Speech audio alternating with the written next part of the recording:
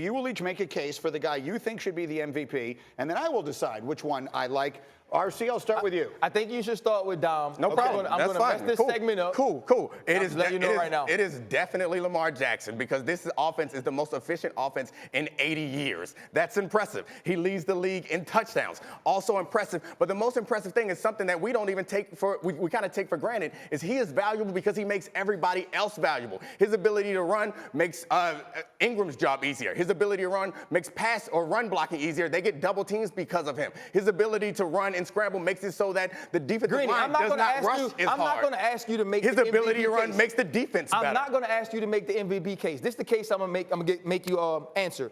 Who do you want to win a game? If you get to the Super Bowl and it comes down to the end of the game, who has made more clutch? Who has made more clutch plays? Who is the guy that has carried his team when the rest of the team wasn't playing well? Greeny, don't answer that.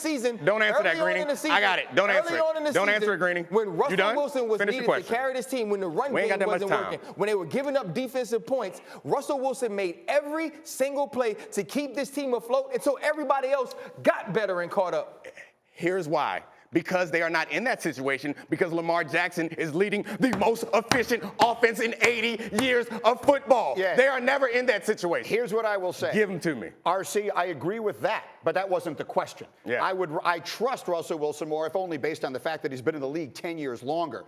But at this moment, if I had to give a vote for MVP, I would give it to Lamar Jackson. As much as I love you. I didn't ask you to answer that question, though. but you didn't answer the question I asked. I didn't ask you to answer that question. I gave you a different question to answer, and you chose not to answer it.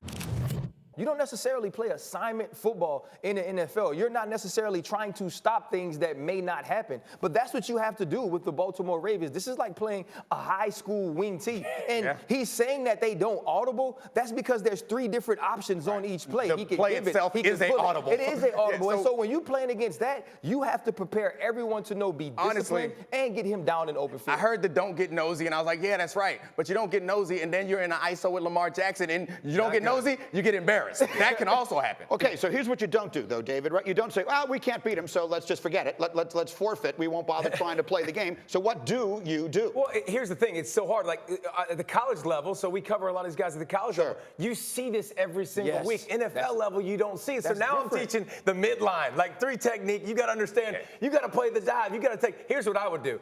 I would let Mark Ingram beat me.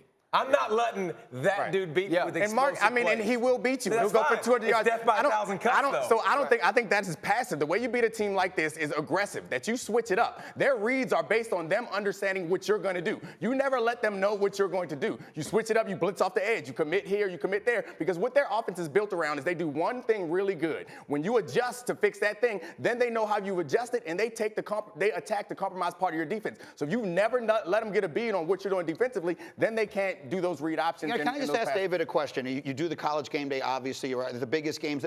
Did you see this coming? Did you see from the transition to the NFL that Lamar Jackson would be this? No.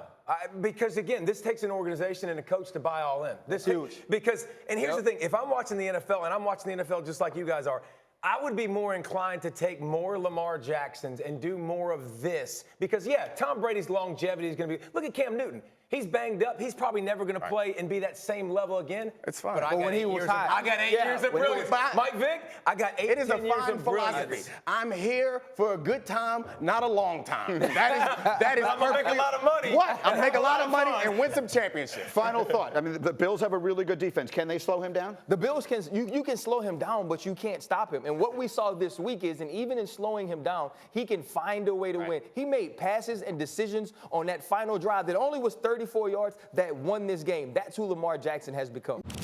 Thank you for watching ESPN on YouTube. For more sports and analysis, download the ESPN app, and for live streaming sports and premium content, subscribe to ESPN Plus.